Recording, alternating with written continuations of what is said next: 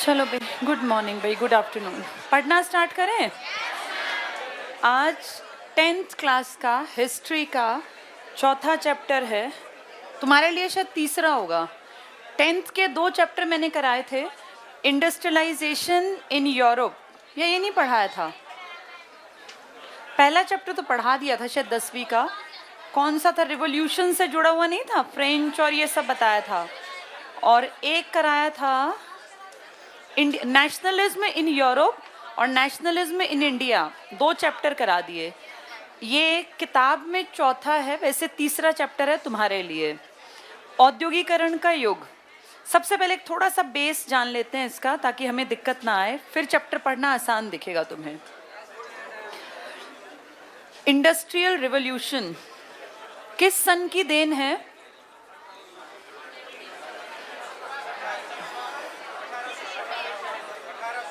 एक का नाम था प्रोटो इंडस्ट्रियल रिवॉल्यूशन।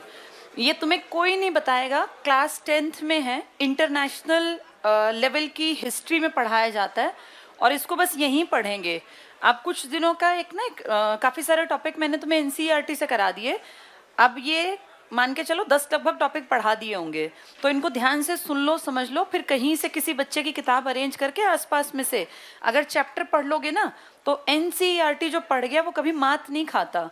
हर सक्सेसफुल आदमी से पूछ के देखना, वो 10वीं तक की सारी किताबें पढ़ते हैं, साइंस की भी, हिस्ट्री की भी, ज्योग्राफी की भी, इकोनॉमिक्स की भी, पॉलिटिकल साइंस की भी।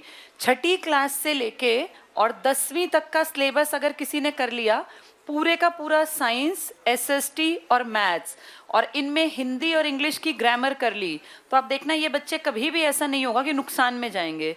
हमेशा फ़ायदा मिलता है एनसीईआरटी पढ़ने का। और तुम्हें इसलिए कह रही हूँ क्योंकि जब मैंने नौकरी की तैयारी की तो मैंने 12वीं करते ही सबसे पहला काम यही किया था, एनसीईआरटी उठाई थी और अपना एक रजिस्टर बनाया था जिसमें नोट्स बनाए थे।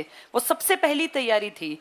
ये एनसीईआरटी जो पढ़ लेता है ना, उसका बेस इतना स्ट्रांग बन जाता है कि कॉम्पिटिटिव वर्ल्ड में सारी चीज़ उसके पल्ले पड़ जाती है, उसको समझ में आ जाता है। अब यहाँ इतना टाइम तो नहीं है कि मैं एक एक लाइन पढ़ाऊँ एनसीईआरटी की, लेकिन एनसीईआरटी का निचोड़ तुम्हारे सामने, ये जितनी स्लाइड्स लगाते हैं ना, ये सब एनसीईआरटी का निचोड़ है। अगर तुम इतना सीख गए, अब अपने घर जाके अगर एनसीईआरटी का चैप्टर उठा के पढ़ोगे ना, तो तुम देखना तुम्हें 100% पूरा चैप्टर समझ में आ जाएगा। अब एक एक लाइन कोई कोचिंग सेंटर नहीं पढ़ाएगा। और पेपर का पैटर्न देख के मुझे ये फील हुआ कि 10वीं तक की सारी क्लासेस का मेन इतिहास और इंटरनेशनल हिस्ट्री सबको पढ़ लेनी चाहिए, ताकि कल को पेपर में कहीं भी कुछ भी आ जाए तो ये ना हो कि हमें कुछ पता ही नहीं है। ऐसा ज़रूरी नहीं यहाँ से पॉइंट उठेंगे, लेकिन ये एक समझ पैदा कर देंगे दुनिया के प्रति, इतिहास के प्रति, इसलिए पढ़ाया जाता है। और अगर 14-15 साल के बच्चे को पढ़ा रहे हैं तो तुम सोचो तुम्हें तो आना ही चाहिए, क्योंकि ये सब तुम पढ़ के आए हो। वो अलग बात है कि तुम्हें आता कुछ नहीं होगा, क्योंकि उस टाइम पे ध्यान नहीं देते। नहीं, बिल्कुल सच्ची बात है। ये कोई आज तो बनी नहीं ना किताब, ये किताब तो 2002 से चल रही है, 2005 के बाद से लगातार सेम। तो तुम 5 के बाद ही पढ़ के आए होते, तो तुम बुढ़े भी नहीं हो कि तुम 2005 से पुराने पढ़ ली हो। तुम अब में पढ़ के निकले हो 10वीं कुछ साल पहले, तो ये सब पढ़ा था पर ध्यान नहीं दिया। चलो अब ध्यान से देखो, एक शब्द है प्रोटो इंडस्ट्रियलाइजेशन। इसका क्या मतलब है? अगर आपको इंडस्ट्रियलाइजेशन पता है तो उसके आगे प्रोटो लिख दिया, यानी उद्योग धंधे जब इतने बढ़ गए कि आदमी के लेबर की कीमत घट गई और मशीन से सारे काम आगे बढ़ने लग गए। मशीनी युग आ गया, हर चीज़ में मशीनों का यूज़ करने लगे, चाहे वो कपड़ा था, घर का सामान था, या कोई भी इम्पॉर्टेंट चीज़। मशीनों के युग को नाम दिया गया, इंडस्ट्रियलाइजेशन हो गया। बड़ी बड़ी इंडस्ट्रीज खड़ी कर दी गई, बहुत बड़ी संख्या में लेबर, मजदूर को वहाँ काम मिलने लग गया और चीज़ों का उत्पादन बहुत स्पीड से बढ़ गया। इसे नाम दिया गया था इंडस्ट्रियलाइजेशन। लेकिन इसके आगे अगर एक शब्द आ गया प्रोटो, प्रोटो मतलब पुराना, उससे पहला, इसी को कहते हैं आदि औद्योगिकीकरण। पेपर में ये शब्द आ सकता है क्योंकि एनसीईआरटी में है। इसी को कहा जाता है आद्य औद्योगिकीकरण। यानी जब इंडस्ट्री और फैक्ट्री नहीं बनी थी, लेकिन प्रोडक्शन बहुत बढ़ा दिया था, घर पे ही काम कर करके बेचने का टारगेट बना के, और लोगों को लगा, जो समझदार लोग थे उस टाइम के, कि प्रॉफिट अगर कमाना है तो हमें अपने प्रोडक्शन को बढ़ाना पड़ेगा, और प्रोडक्शन बढ़ा के जब हम बेचें बेचेंगे मार्केट में तो हमें मुनाफा होगा।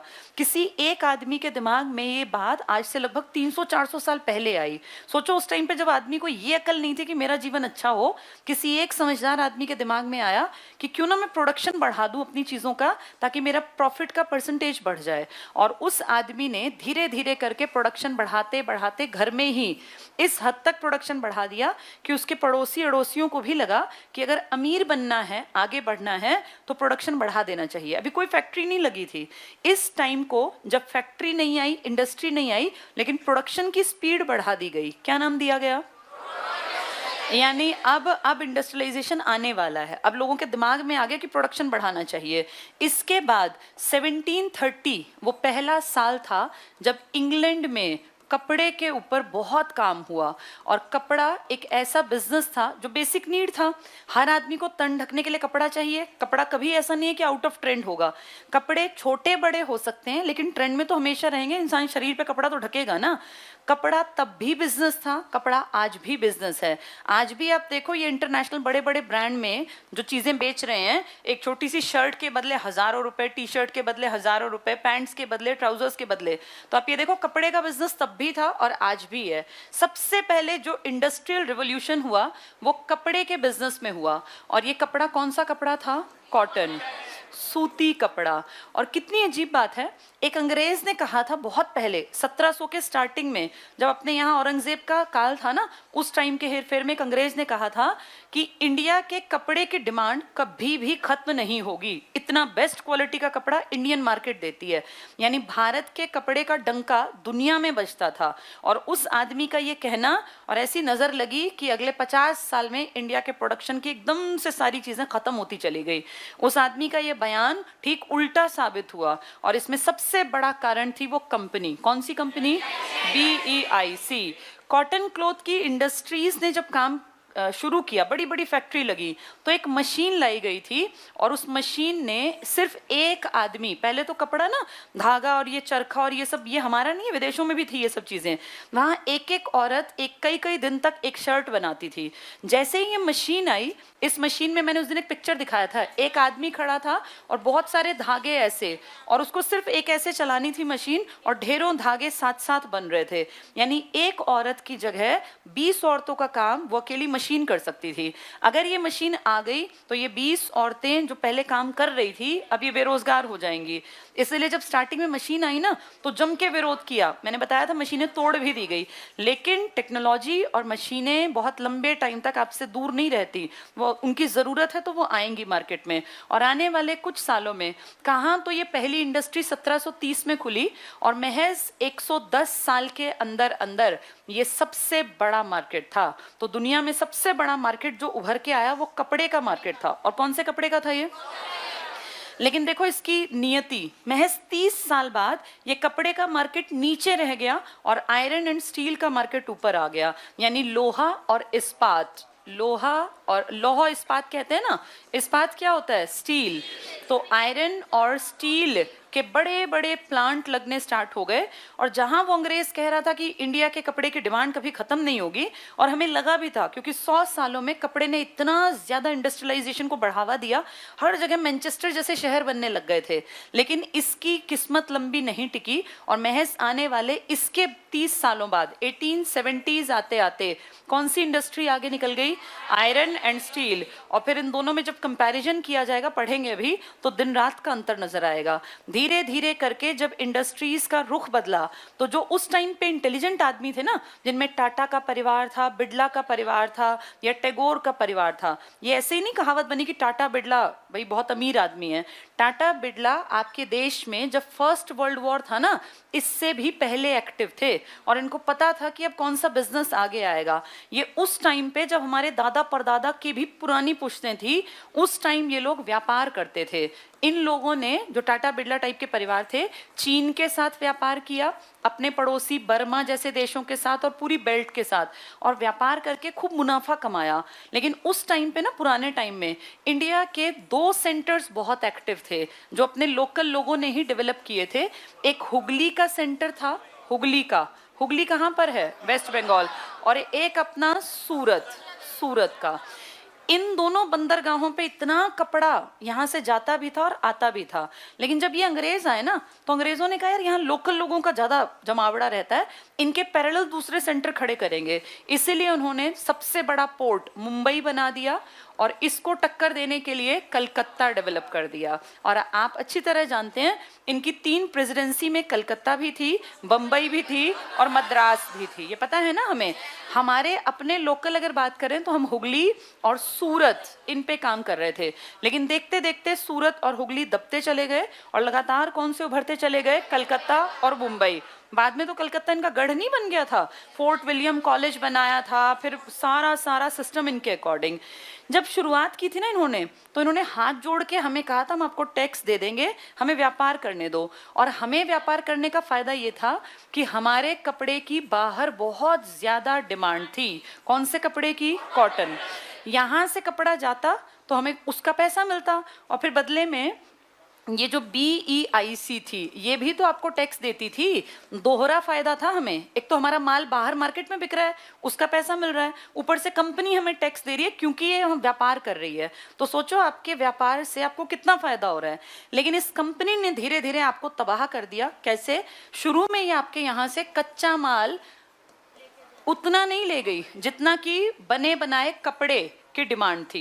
स्टार्टिंग में तो हमारा कपड़ा कीमती था ना, फिर धीरे धीरे इसने क्या किया, इसने कपड़े अपनी इंडस्ट्रीज में बनाने स्टार्ट कर दिए। और इसने देखा कि इंडिया को थोड़ा सा कंट्रोल कर लें तो इंडिया में एक बहुत बड़ा मार्केट बन सकता है। इंडिया के लोकल मार्केट को खत्म कर देते हैं और हमारी फैक्ट्रीज में बना कपड़ा, उसके लिए ये सब मार्केट है क्योंकि हर आदमी कपड़ा पहनेगा। तो इन्होंने जब यहाँ दबाव बनाया ना, हमारे मार्केट को यूज किया और हमारे यहाँ से बने बनाए कपड़े ले जाने बंद करके और यहाँ से सिर्फ क्या ले जाने लग गए, कच्चा माल। और हमें पीटने लग गया कि कच्चा माल सिर्फ हमें बेचो, या जितना सामान है सिर्फ हमें बेचोगे। अब हमारे यहाँ लोग दुखी हैं क्योंकि कच्चे माल की कीमत हमेशा कम होती है और बने हुए कपड़े की कीमत हमेशा ज्यादा। तो सोचो, आप पहले कच्चा माल भी दे रहे थे और आप बना हुआ कपड़ा भी दे रहे थे, आपको टैक्स भी मिल रहा था और अपने कपड़े की कीमत भी मिल रही थी। अब आपको कोई टैक्स नहीं मिल रहा, आपके कपड़े जो बनते थे वो सब बंद करवा दिए और आपको सिर्फ क्या बना के छोड़ दिया, कच्चे माल का बाजार। सस्ता माल यहाँ से खरीदते, ट्रेन चल ही गई थी आपके यहाँ, किस सन की बात है, 1853। इसके बाद अब हम पढ़ेंगे 1854, 56, 60, 61, 73, इतनी इंडस्ट्रीज लगा दी इन लोगों ने, अंग्रेजों ने। हमारे खैर बड़े अमीर लोगों का भी साथ मिला इनको, और इन लोगों ने बिजनेस में ट्रेन का यूज करके और मार्केट को पूरे को कैप्चर कर लिया। कच्चा माल भर भर के ट्रेन जाती थी और फिर ट्रेन भर भर के पक्के माल को बेचने के लिए आपको मार्केट के रूप में यूज करती थी। तो इंडिया की इंडस्ट्रीज तबाह कर दी इस सारे सिस्टम ने। कहाँ तो उस अंग्रेज ने कहा था कि इंडिया के कंपटीशन में कोई खड़ा नहीं हो सकता, इतना बेस्ट कपड़ा है, और कहाँ उसकी सेइंग के महज कुछ सालों बाद ही सब चीजें खत्म कर दी। इन लोगों ने एक और चालाकी की। इन्होंने क्या किया, इन्होंने कहा जो वीवर्स है ना, वीवर्स कौन होते हैं, वीवर्स, बुनकर। ये बुनकर हमारे लोग थे और बहुत बढ़िया बुनकर थे हमारे देश में, हमारे कपड़े की दुनिया में वाहवाही थी। इन बुनकरों को इन्होंने अपने अंडर कैसे किया, इन बुनकरों से एक तरह का ये मान लीजिए एग्रीमेंट कर लिया। इन बुनकरों को कहा कि जैसे ही टाइम होता है ना भाई, इस टाइम पे कपड़ा बनेगा, तो इन बुनकरों को उस टाइम पे ये लोन दे देते थे। खूब सारा पैसा दे दिया, मान लो 1 लाख रुपया बुनकर को, और कहा तुम्हें कपड़ा कच्चा माल भी खरीदना है और तुम्हें कपड़ा तैयार करके हमें देना है 1 लाख का। अब ये बुनकर भाई 2 महीने मांग लिए इसने, 2 महीने में इसको कच्चा माल खरीद के कपड़ा बना के और कंपनी को देना है। किसी कारण अगर ये लेट हो गया तो इसकी खूब पिटाई करते थे, यानी इनके साथ व्यवहार बहुत खराब था। इन कंपनी वालों को सिर्फ अपने से मतलब था, अपने प्रॉफिट से मतलब था, बुनकरों से इनका कोई अटैचमेंट नहीं था। अब क्योंकि बुनकर ने लोन लिया है तो एक शर्त रखते थे कि हमारे अलावा, BEIC के अलावा तुम अपना प्रोडक्ट किसी को बेच नहीं पाओगे। और मान लो बेचारे लेट हो गए तो इनको पीटते, इनका सामान ना खरीदते, इनका सामान खराब, तो बड़े परेशान थे। फिर इन अंग्रेजों ने क्या किया, एक गोमाश्त करके, तुम्हारे पेपर में आया था ये शब्द, गोमाश्त है ना, गोमाश्त ऐसे लिखा हुआ था, ये गोमाश्त एक वर्ड है। ये कौन थे ये गोमाश्त?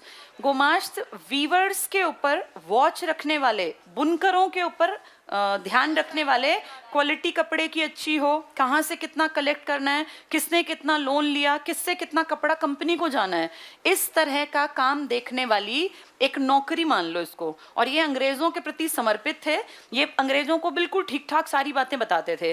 तो अंग्रेजों ने एक तरह से सुपरवाइजर रख लिए थे, पेपर में आया था ये, गोमाश्त किससे संबंधित टर्म है, तो ये वीवर्स के ऊपर थे जो पूरी क्वालिटी कंट्रोल, आवाजाही, किसने कितना पैसा लिया, किससे कितने कपड़े लेने हैं, ये एक तरह की नौकरी कर रहे थे। किसकी नौकरी कर रहे थे ये? BIC की। तो इस तरह के बहुत सारे टर्म्स हैं जो NCERT में दिए हैं और हमें वो पता होने चाहिए। चलो थोड़ा सा इसको पढ़ लेते हैं किताबी भाषा में। इंडस्ट्रियलाइजेशन की बात कर रहे हैं, औद्योगिकरण का युग। एक एक पॉइंट समझते चलना, और इसके बाद अपने घर के आसपास जो 10वीं का बच्चा हो ना, किताब लेके, एक मुश्किल से घंटे का चैप्टर है नहीं ये, इसको पढ़ने के बाद आदि औद्योगिकरण क्या होता है? आदि मतलब इंडस्ट्रीज नहीं आई, प्रोडक्शन घर में कर दिया। इंग्लैंड और यूरोप, यहीं पे क्यों हुआ ये सब? क्योंकि यहाँ पे जरूरत थी। फैक्ट्रियों की स्थापना से पहले अंतरराष्ट्रीय बाजार के लिए बड़े पैमाने पर औद्योगिक उत्पादन होने लगा। अभी फैक्ट्री नहीं आई, उससे पहले। इससे आदि औद्योगिकरण या प्रोटो इंडस्ट्रियलाइजेशन कहा गया। पेपर में आ जाएगा, प्रोटो तो आधों को पता ही नहीं है। इंडस्ट्रियलाइजेशन से पहले जो प्रोडक्शन था उसके लिए टर्म आया था आदि औद्योगिकरण। औद्योगिकरण क्या था? जिसमें मशीनें लग गई, उद्योग धंधे लग गए। विश्व में औद्योगिकरण का शुभारंभ सबसे पहले कहाँ हुआ था? इंग्लैंड। अब NCERT अगर सन बता रही है तो पेपर में आ सकता है। कौन से सन में? 30 में। लेकिन ये उतना बड़े लेवल पे नहीं था, फिर भी दिया है तो पता रखना। 1730 के दशक में पहला कपड़ा कारखाना खुला। तो इंग्लैंड में सबसे पहले कपड़ा मशीनों से बना 1730 में। कौन सी शताब्दी है ये? 18वीं। अब कपड़ा उद्योग देखो, इसके क्या क्या फायदे। पहला, मैनचेस्टर। मैनचेस्टर शहर का नाम है ना? ऐसा शहर हमारे यहाँ भी है, अहमदाबाद, कानपुर और कोयम्बटूर। दक्षिण भारत का कोयम्बटूर, उत्तर भारत का कानपुर, और भारत का मैनचेस्टर है अहमदाबाद। मैनचेस्टर इंग्लैंड का सबसे बड़ा सूती वस्त्र का केंद्र था, यानी यहाँ सबसे पहले इंडस्ट्रीज लगी। ये नाम देखो, किताब में नाम लिखा है, इसका मतलब पेपर में भी आ सकता है। रिचर्ड आर्कराइट, इसने पहली सूती कपड़े की कॉटन मिल लगाई थी। तो इंग्लैंड में पहला सूती कपड़े का कारखाना 1730 में लगा, और जिस अंग्रेज ने पैसा लगाया इसका नाम क्या था? Richard Arkwright. और इसने बिल्कुल राइट किया, इसने कपड़े में इंडस्ट्रियलाइजेशन को लेकर आया। Richard Arkwright. कहाँ लगी ये मिल? मैनचेस्टर में, इंग्लैंड में। और किस कपड़े की है ये? सूती कपड़े की। क्या नाम है इस आदमी का?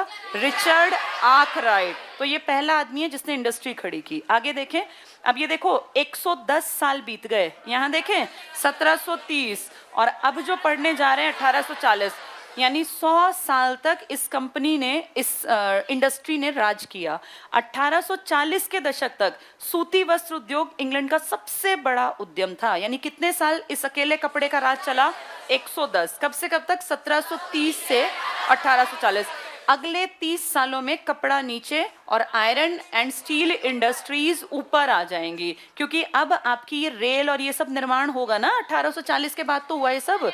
देखो अब जरा, जब इंग्लैंड में स्पिनिंग जेनिंग क्या थी? वो जो औरतों ने तोड़ दी थी ना कि भाई ये काम खराब कर रही है। स्पिनिंग जेनी मशीन का इस्तेमाल शुरू किया गया, तो हाथ से ऊन काटने वाली औरतें इस तरह की मशीनों पर हमला करने लगी। लेकिन आप टेक्नोलॉजी को कितने दिन दूर रखेंगे? टेक्नोलॉजी से आप कुछ साल बच पाएंगे, फाइनली वो आएगी। नेक्स्ट है लोहा इस्पात, आयरन एंड स्टील। सबसे ज्यादा पैसा कमा के देती है। तुम्हारे देश में कौन सी कंपनीज है जो काम करती हैं? नाम बताया था, टिस्को बताया था, टाटा आयरन एंड स्टील, है ना। जमशेद जी टाटा, नगरी बन गई थी तुम्हारी जमशेदपुर, उन्हीं के नाम पर तो है। देखें जरा 1873 तक, पहले हमने 1730 पढ़ा, फिर हमने 1840 पढ़ा, अब 1873। ब्रिटेन के लोहा इस्पात का निर्यात मूल्य लगभग 7.7 करोड़ पौंड हो गया। अब ये सूती कपड़े से आगे निकल गया, जो सूती वस्त्र के निर्यात से दुगना था। तो आप से सोचो 100 साल राज कर गया कौन सा कपड़ा? कॉटन। कब से कब तक? 1730। क्या नाम था उस आदमी का? नाम जिसने रिचर्ड आर्कराइट पहली सूती कपड़े की मिल लगाई थी। कहाँ लगी थी? मैनचेस्टर में। अब ये 1840 आते आते ये बहुत बढ़िया है, 40 से 70 के बीच में ट्रांसफॉर्मेशन हो रहा है, किससे किसकी तरफ, कपड़े से आयरन एंड स्टील। और आपके सामने देखो 73 में दुगना हो गया काम, यानी कुछ सालों में कैसे चीज बदल गई। इसलिए कहते हैं हर चीज का एक दौर होता है। एक दौर था जब इंडस्ट्रियलाइजेशन कपड़े में था, अब इंडस्ट्रियलाइजेशन का प्रभाव आयरन एंड स्टील में है। भारत में औद्योगिकरण में क्या हुआ, क्या इंडिया का कपड़ा बहुत डिमांड में रहता था? किसने खत्म कर दिया ये सब? बीआईसी ने। बीआईसी ने हमारा सारा मार्केट खत्म कर दिया, जो लोकल मार्केट था, आज तक नहीं उभरा। भारतीय उद्योगपतियों का विकास, देखो अब तुम बड़े हो गए हो, तुम लोगों को ना थोड़ा थोड़ा चीजों से मोटिवेशन भी लेना चाहिए। जैसे हमारे ही देश के कुछ लोग अंग्रेजों से भी तेज दिमाग थे। ये टाटा, बिरला, टैगोर, ये परिवार ना पुराने टाइम के, ये 1700-1800 में भी समझदार थे। और इन लोगों ने कैसे मार्केट की नीड्स को पहचाना, देखें जरा। भारत के अधिकांश पुराने उद्योगपतियों ने उस टाइम पे चीन के साथ व्यापार किया, बर्मा, मध्य पूर्व और पूर्वी अफ्रीका से व्यापार किया। इन अमीर लोगों ने के कारण बहुत धन कमाया, जो बाद में उद्योगों के निर्माण में लगाया। समझदार आदमी कौन होता है? जो पहले पैसा कमाए और फिर उसको इंडस्ट्रीज में लगाए। मूर्ख आदमी कौन होता है? बिना कमाए सीधे इंडस्ट्रीज में लगा दे। समझदार आदमी ना हमेशा पैसे से पैसे को कमाना सीखता है। तो इन लोगों ने देखो पहले पैसा कमाया और फिर उस पैसे को उद्योगों के निर्माण में लगाया। ऐसे उद्योगपतियों में जमशेद जी, नूसरवान जी टाटा, जिसको आप कहते हैं टाटा बिरला, ये दो परिवार हैं। सेठ शिव नारायण बिरला, सेठ हुकुमचंद, डिंशा पेटेट, द्वारका नाथ टैगोर, आज तक इनके खानदान के नाम लिए जाते हैं। इन लोगों ने उस टाइम पे सही डिसीजंस लिए। इसीलिए औद्योगिकरण से संबंधित मुख्य तथ्य क्या है? मशीन उद्योगों के युग से पहले इंटरनेशनल कपड़ा बाजार में भारत के रेशमी और सूती उत्पादों का ही दबदबा रहता था। बहुत सारे देशों में मोटा कपास पैदा होता था, लेकिन भारत में पैदा होने वाला कपास महीन किस्म का था। तो क्या कहा गया था कि इंडिया के किस प्रोडक्ट का कभी कोई सब्स्टिट्यूट नहीं आएगा, कपड़े का। लेकिन ये कहा और कुछ सालों में सब बर्बाद। देखें 1811-12, यानी अभी कौन सी चीज आगे बढ़ रही है? कपड़ा, क्योंकि कपड़ा 1840 तक दबदबा बनाएगा।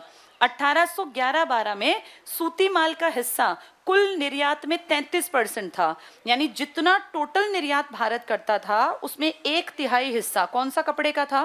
सूती। इससे ये पता लगाओ कि तुम्हारे यहाँ इनकम कितनी होती होगी, क्योंकि तुम कपड़ा निर्यात करते हो, कच्चा माल नहीं।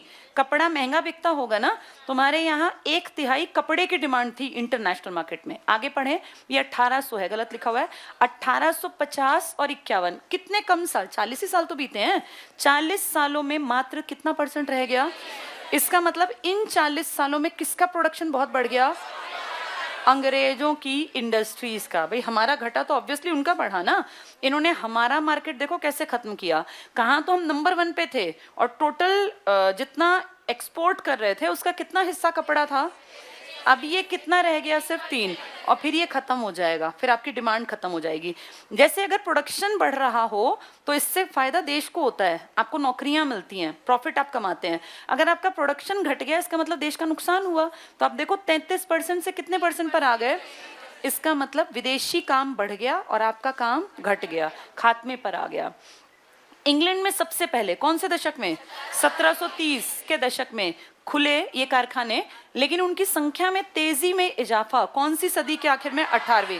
क्योंकि हम देख रहे हैं 1730 से 1840 में ये टॉप में था और 1811-12 में हमारे टोटल निर्यात का 33% कपड़ा और 51 आते आते वो कपड़े का 3%, यानी कैसे गिरावट। और इसका एक कारण ये भी है क्योंकि अब इंडस्ट्रियलाइजेशन कपड़े से किस तरफ निकल रहा था? आयरन एंड स्टील की तरफ।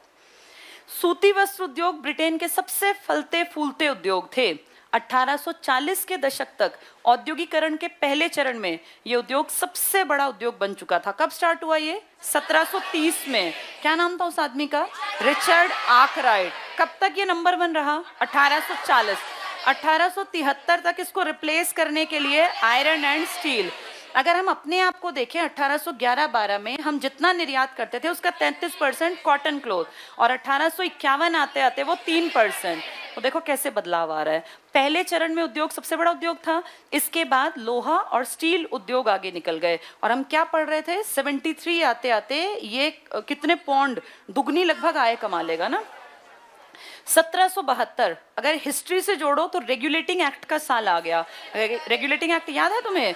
रेगुलेटिंग एक्ट के बाद तुम्हारे यहाँ एक सुप्रीम कोर्ट कलकत्ता में बना था, और अब ये क्या करेंगे, ये कहेंगे इंडिया में दो तरह के लोगों को भेजो, एक जो कि बोर्ड ऑफ डायरेक्टर्स होंगे और एक होगा board of control. Control Bharat पे कब्जे की फिराक में था और डायरेक्टर वाला व्यापार। तब देखो ये खुद क्या कह रहे हैं, खुद सुनो। 1772 में ईस्ट इंडिया कंपनी का अफसर था हेनरी पतुलो, नाम भी देखो इसका कैसा है, हेनरी पतुलो। इसने क्या कहा कि भारतीय कपड़े की मांग कभी कम नहीं हो सकती। जब ये अंग्रेज आए थे ना, तो इनको लगता था कि इंडियंस की औकात की बराबरी हम कभी कर नहीं पाएंगे, ये इनके शब्द हैं। तो ये आदमी कोई अफसर था इसका हेनरी, इसने कहा भारतीय कपड़े की मांग कभी कम नहीं हो सकती क्योंकि दुनिया के किसी और देश में इतना अच्छा माल नहीं बनता। यानी हम टॉपर्स में थे उस समय पर। 19वीं सदी की शुरुआत में भारत के कपड़ा निर्यात में गिरावट आने लगी। 1800 में जो भी पढ़ के आए तुम, 33% से गिरेगा। 19वीं शताब्दी ना 1800 की स्टार्टिंग, तो 11-12 के बाद ही तो गिरेगा ये। गिरावट आने लगी जो लंबे समय तक जारी रही और फाइनली क्या हुआ, सब खत्म हो गया, बिकना ही बंद हो गया। 1811-12 में सूती माल का हिस्सा कुल निर्यात में कितना था, 33%, पर 50-51 में मात्र कितना रह गया। उस आदमी की वो बात कुछ ही सालों में झूठ साबित हो गई। कहाँ तो वो 1773 में कह रहा था इंडिया के कपड़े का कोई कंपटीशन नहीं है, और 1850-51 में कितने परसेंट है, बस ये 3%, और अब ये गायब हो जाएगा। 18वीं सदी के आखिर में, मतलब कब की बात कर रहे हैं, 1700 के लास्ट में, भारत में उत्पादों का निर्यात न के बराबर होता था। हम यहाँ से प्रोडक्शन कर रहे हैं लेकिन धीरे धीरे घटता चला जाएगा। 50 तक आते आते सूती वस्त्र का आयात, तुम सोचो, अब पहले तुम क्या कर रहे थे, अब तुम क्या कर रहे हो, आयात। इससे ये पता चलता है कैसे चीजें बदली हैं। कहाँ तो तुम टॉपर्स में थे, तुम्हारे डंके बज रहे थे कि इंडिया के कपड़े की बराबरी नहीं, इतना महीन किस्म का कपड़ा, फाइबर बहुत बढ़िया। अब ये क्या कह रहे हैं, आयात, भारतीय आयात में 31% हो चुका था। पहले तुम एक्सपोर्ट में 33% थे और अब तुम इंपोर्ट कर रहे हो, यानी जितना तुम भेज रहे थे आज तुम्हें उतना लेना पड़ रहा है। जब कोई सामान लोगे तो बदले में पैसा भी तो दोगे, तो दुगना नुकसान। तुम्हारी अपनी इंडस्ट्री बंद, तुम दूसरे का कपड़ा पहनोगे और उसके बदले उनको पैसा दोगे जिसमें वो प्रॉफिट कमाएंगे, तो दोहरा नुकसान। 31% हो चुका था।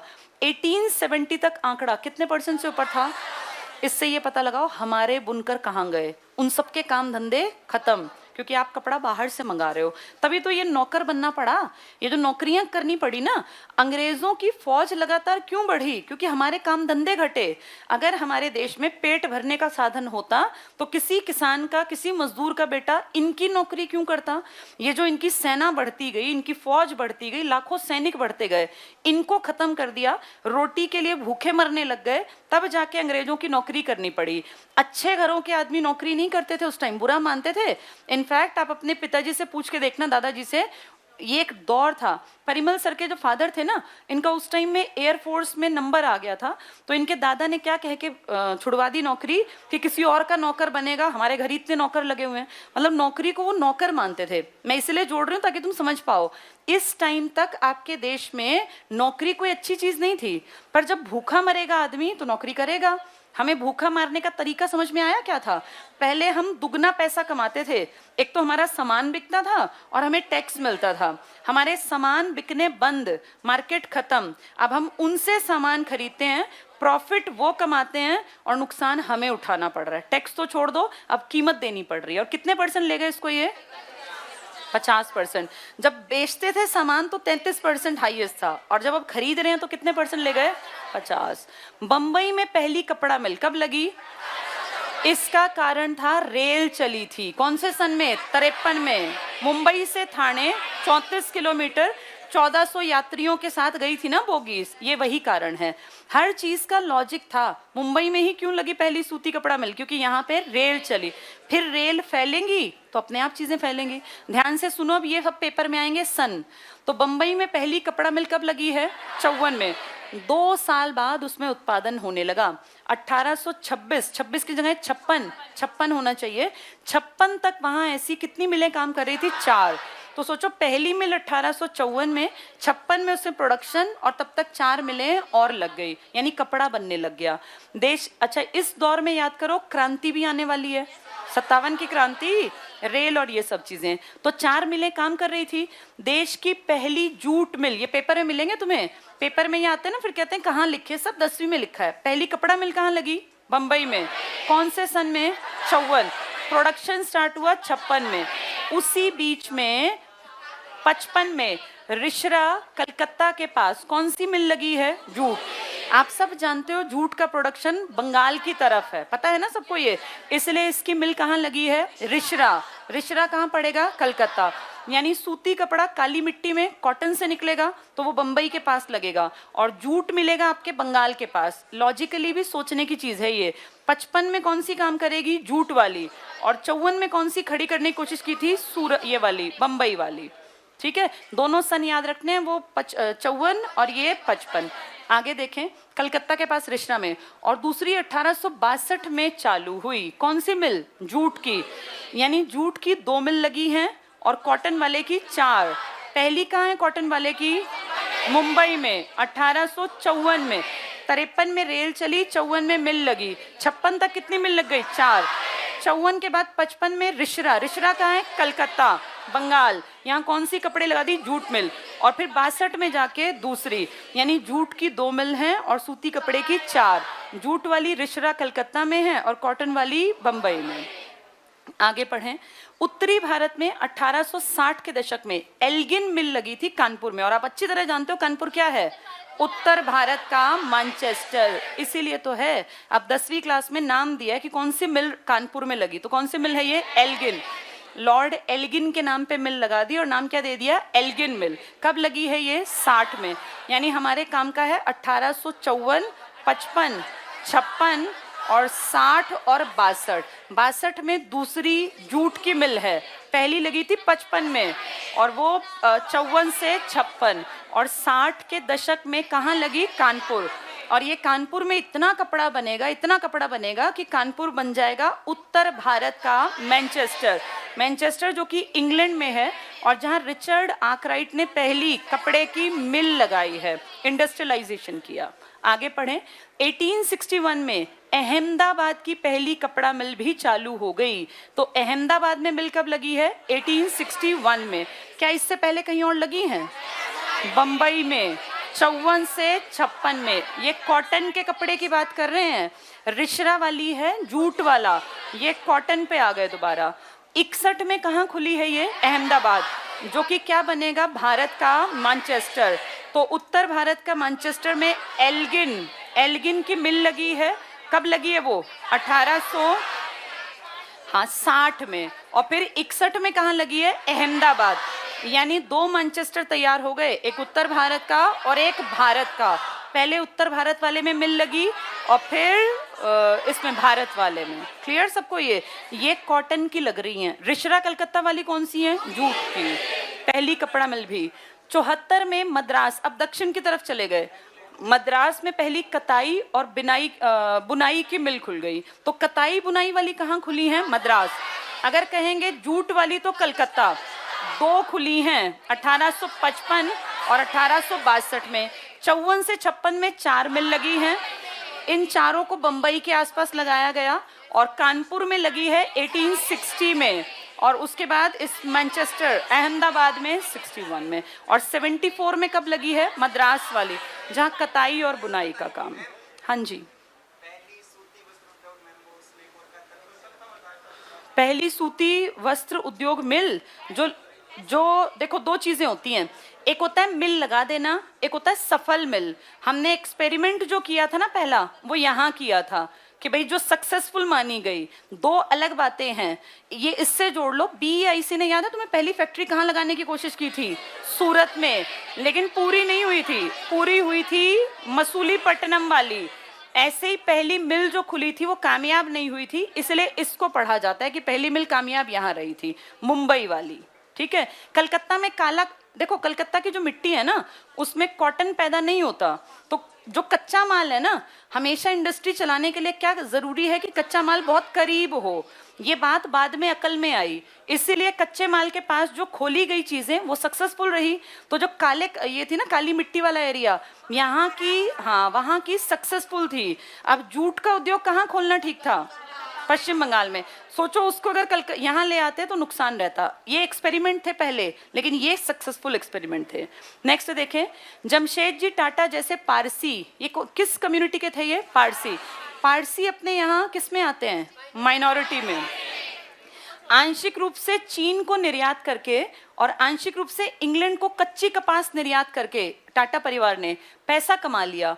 1917 में अब क्या स्टार्ट हो गया होगा? फर्स्ट वर्ल्ड वॉर में देखो, कलकत्ता में देश की पहली जूट मिल लगाने वाले, जूट मिल पहले लग चुकी है, अब ये दूसरी, हाँ ये आगे लग रही है। अब पहली जूट मिल लगाने वाले मारवाड़ी व्यवसायी, पेपर में यूं आ जाए कि किस मारवाड़ी व्यवसायी ने कलकत्ता में मिल लगाई थी, तो उसका नाम आएगा इनका नाम आ जाएगा।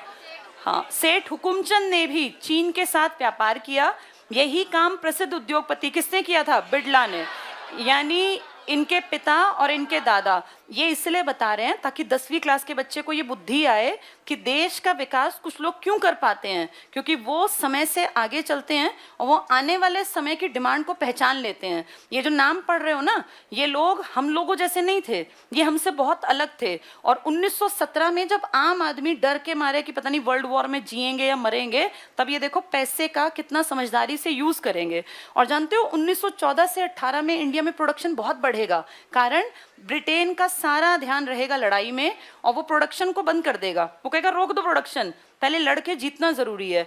उस टाइम पे डिमांड तो नहीं रुकती ना, कपड़ा तो पहनेगा आदमी। उस टाइम पे हमारी इंडस्ट्री वापस से ग्रो करेंगी। और तुम सब जानते हो महात्मा गांधी ने आगे जाके फिर स्वदेशी बहिष्कार को मूल मंत्र बनाया, जिसपे 1905 में, याद करो, दादा ने भी शब्द यूज किया था, याद नहीं? स्वदेशी बहिष्कार, कपड़ों की होली जलाना वाला कॉन्सेप्ट। यहाँ देखो, पहले विश्व युद्ध तक यूरोपीय प्रबंधकीय एजेंसियां भारतीय उद्योगों के विशाल क्षेत्रों का नियंत्रण करती थी। इनमें बर्ड, हीगलर्स एंड कंपनी, ये कंपनी का नाम था, एंड्रयू यूल और जार्डीन स्किनर एंड कंपनी सबसे बड़ी कंपनियां थी। ये आपके यहाँ सारे पैसे को और कामकाज को देखती थी। ये एजेंसियां पूंजी जुटाती थी, और अजीब बात देखो, पूंजी हम देते थे, हमारे अमीर आदमी। संयुक्त उद्यम कंपनियां लगाती थी जैसे एमएनसी, और उनकी मैनेजमेंट संभालती थी। ज्यादातर मामलों में भारतीय फाइनेंसर पूंजी उपलब्ध कराते। इन कंपनियों को पैसा कौन देता था? हम, क्योंकि हमारे अंदर ना मैनेजमेंट की अकल नहीं थी। ये इतने समझदार थे, इन्होंने हमारे देश में हमारे देश के अमीरों से पैसा लिया, उन अमीरों से जिन्होंने चीन के साथ व्यापार करके या बर्मा के साथ व्यापार करके पैसा कमाया। फाइनेंसर हमारे देश के, पैसा हमारा और मुनाफा इन लोगों का, जो ये बाहर वाले हैं। इसीलिए कहते हैं कि ये कहावत है ना कि करने वाले से करवाने वाला, भाई जो तुमसे काम निकलवा रहा है ना, वो बड़ा है। अब ये बड़े क्यों हैं? क्योंकि ये काम निकलवा रहे हैं, पैसा हमारा, मुनाफा इनका। 1901 में भारतीय फैक्ट्रियों में देखना जरा कितने मजदूर थे? 5,84,000। 1901 का मतलब है अब तुम पूरी तरह गुलाम हो, अब तुम्हारे यहाँ पूरी गुलामी की जंजीरें हैं। इतने मजदूर। और 1946 तक ये संख्या कितनी हो गई? 24 लाख। इससे क्या पता चलता है कि लोगों के काम धंधे बर्बाद, और उन्हें क्या करना पड़ गया? फैक्ट्री में नौकरी और मजदूरी। इंडिया की गरीबी का आंकड़ा है ये। कोई भी आदमी अगर अपने घर से पेट भरा हुआ है ना, वो किसी की नौकरी नहीं करता। पर ये बदहाली, ये बेरोजगारी इतनी बढ़ गई कि आदमियों को देखो कैसे 5 लाख से कितने तक पहुंच गए? 24 लाख।